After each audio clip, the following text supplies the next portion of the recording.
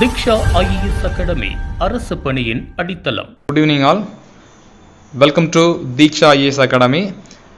இப்போ ரீசெண்டாக நம்ம என்ன பார்க்க போகிறோம்னா, ரீசெண்டாக பப்ளிஷ் பண்ணியிருக்க TNUSRB SI அடிஷ்னல் லிஸ்ட்டை பற்றி ஒரு சின்ன டீட்டெயில் பார்க்க போகிறோம். இந்த லிஸ்ட்டில் டோட்டலாக போலீஸ் டிபார்ட்மெண்ட்லேருந்து ஒரு 303 பேரும், ஃபயர் அண்ட் ரெஸ்கியூலேருந்து ஒரு 12 பேரும் செலக்ட் ஆகிருக்காங்க. எல்லாருக்கும் முதல்ல வாழ்த்துக்கள். ஓகேவா? இப்போ இந்த லிஸ்ட்டு என்ன பண்ண போகிறாங்கன்னா, இதுக்கு முன்னாடி எடுத்த லிஸ்ட்டில் இவங்கெல்லாம் as per ரிசர்வேஷன் படி இவங்கள ஃபாலோ பண்ணதுக்காக இவங்கள அடிஷ்னலாக எடுத்துருக்காங்க. இந்த லிஸ்ட்டில் இருக்க அனைவருக்கும் நல்ல வாழ்த்துக்கள். கண்டிப்பாக அடுத்தது ஃபிசிக்கல் பண்ணதுக்கு எல்லோரும் தயாராகுங்க. ஆல்மோஸ்ட் 13th உங்களுக்கு என்ட்ரன்ஸும் அதுக்கு அடுத்த நாள் எஃபிஷியன்ட் டெஸ்ட்டும் இருக்கும். ஓகேவா? ஸோ நீங்கள் என்ன பண்ணணுன்னா, இப்போ உங்களால் ஃபார் எக்ஸாம்பிள் நம்ம டேட்டா எடுத்தால் டோட்டலாக 303 மெம்பர்ஸ் எடுத்துருக்கீங்க. ஆல்மோஸ்ட் ஒரு 300 ஆவரேஜ் வச்சுட்டாலுமே இந்த ஸ்ட்ரென்த்தில் 1:5 ரேஷியோவில் எடுத்துகிறதா இருந்தால் இதில் ஃபிசிக்கல் எல்லோரும் டபுள் ஸ்டார் அடித்து 15 மார்க் எடுத்துட்டிங்கன்னா உங்களுக்கு அடுத்த ப்ராசஸ் என்னவாக இருக்கும்னா, அடுத்தது இன்டர்வியூ ப்ராசஸுக்கு உங்களுக்கு என்ன பண்ணுவாங்க, அடுத்த ஒரு கால் ஃபார் பண்ணுவாங்க. அப்ராக்சிமேட்டாக இதில் ஒரு 60 மெம்பர்ஸ் 1:1 ரேஷியோக்கு போவாங்க. ஓகேவா? அதனால் இந்த எல்லாருமே நல்லா ஹார்ட் ஒர்க் பண்ணுங்கள். ஆல்மோஸ்ட் 15 மார்க்ஸ் மேலே எடுத்துட்டிங்கன்னா கண்டிப்பாக அடுத்தது என்ன பண்ணுவாங்க, உங்களை இன்டர்வியூ ப்ராசஸுக்கு கூப்பிடுவாங்க.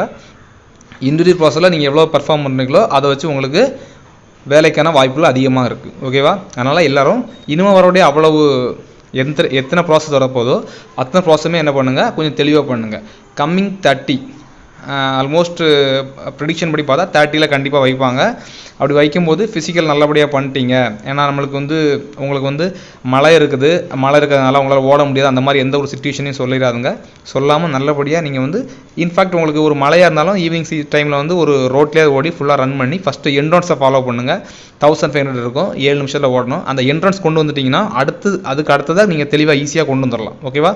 அதுக்காக தான் ஃபஸ்ட்டு என்ட்ரன்ஸ் டெஸ்ட் வைக்கிறது. அந்த என்ட்ரன்ஸ் டெஸ்ட்டை ஃபாலோ பண்ணுங்கள். இது இதுக்கு முன்னாடி செலக்ட் ஆகி ஆர்டருக்காக காத்திருக்கிறவங்க அவங்கள ஏதாவது பாதிக்குமா அப்படின்னு கேட்டால் எந்த முறையிலையும் எந்த வகையிலையும் 100% பாதிக்காது. ஓகேவா?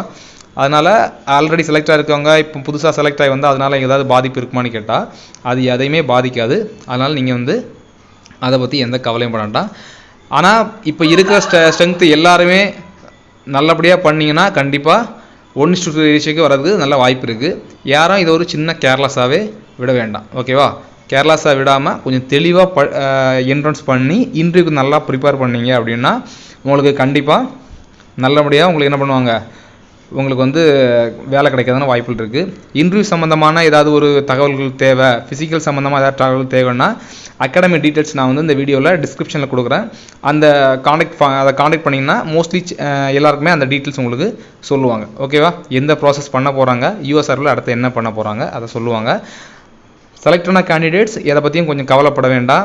ஏன்னா நீங்கள் இது கொடுத்துருக்க அடிஷ்னல் லிஸ்ட்டாக தான் கொடுத்துருக்காங்க. அதாவது அதில் விட்டு போனவங்களுக்கு மட்டும்தான். ஓகேவா?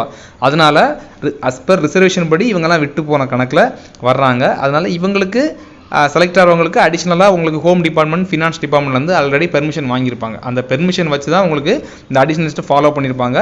அதனால் ஆல்ரெடி செலக்ட் ஆனவங்களுக்கு எந்த ப்ராப்ளமும் இருக்கிறதுக்கு பாசிபிலிட்டி கிடையாது.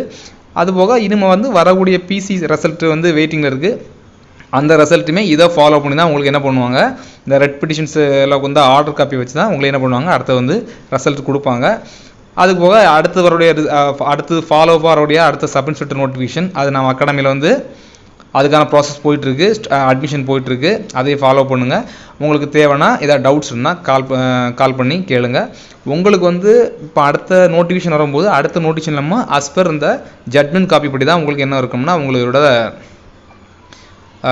1:5 1:2 ரேஷியோ எல்லாமே இருக்கும். ஸோ அதனால் நீங்கள் இப்போ நெக்ஸ்ட் அட்டம்ப்டில் ஃபார் எக்ஸாம்பிள் ஒரு 100 மெம்பர்ஸ் எடுக்கிறாங்க அப்படின்னா 100 மெம்பர்ஸில் ஃபஸ்ட்டு 30 மெம்பர்ஸ் அதிகமாக ஃபஸ்ட்டு 30 மெம்பர்ஸ் எங்கே போவாங்கன்னா GTக்கு போயிடுவாங்க. ஓகேவா? இந்த ப்ராசஸ் தான் நம்மளுக்கு ஃபாலோ பண்ண சொல்லியிருக்காங்க. இது நம்மளுக்கு கம்பைன் ரெக்ரூட்மெண்ட்டு அதில் உமன்ஸுக்கு தனியாக ஒரு கட் ஆஃப் கொடுக்குறாங்க அப்படின்னா அதை தனியாக ஃபாலோ பண்ணுவாங்க, மென்ஸுக்குள்ளதை தனியாக ஃபாலோ பண்ணுவாங்க. இந்த மாதிரி தான் பண்ணிகிட்டு இருக்காங்க. ஸோ நீங்கள் நல்லா ப்ரிப்பேர் பண்ணுங்கள். கிடைக்கிற வாய்ப்பை மிஸ் பண்ணிடாதுங்க. இப்போ ஒரு 300 பேர் செலக்ட் ஆகிருக்கீங்கன்னா அந்த 300க்கும் இது ஒரு நல்ல ஆப்பர்ச்சுனிட்டி. இந்த ஆப்பர்ச்சுனிட்டியை அதை யூஸ் பண்ணிட்டீங்கன்னா கண்டிப்பாக நீங்களும் செலக்ட் ஆகலாம். இது முன்னாடி செலக்ட் ஆகணும் யாரையும் பாதிக்குமானா கண்டிப்பாக பாதிக்கிறதுக்கு வாய்ப்புகள் கிடையாது. ஏன்னா அவங்க எல்லாருமே இதுக்கு முன்னாடி எல்லா ப்ரோஸும் முடிச்சிட்டவங்க அவங்கள எதையும் பாதிக்காது. வரவங்கள அடிஷ்னலாக ஆட் பண்ணதுக்கான பாசிபிலிட்டி தான் அதிகமாக இருக்குது. ஸோ எல்லாருக்கும் வாழ்த்துக்கள். எல்லாருமே நல்லபடியாக கண்டிப்பாக எஸ்ஐவி ட்ரைனிங் போகிறீங்க, டிஎன்பிக்கு போங்க. அனைவருக்கும் தீக்ஷா ஐஏஎஸ் அகாடமி சார்பாக வாழ்த்துக்களை தெரிவித்துக் கொள்கிறேன். நன்றி.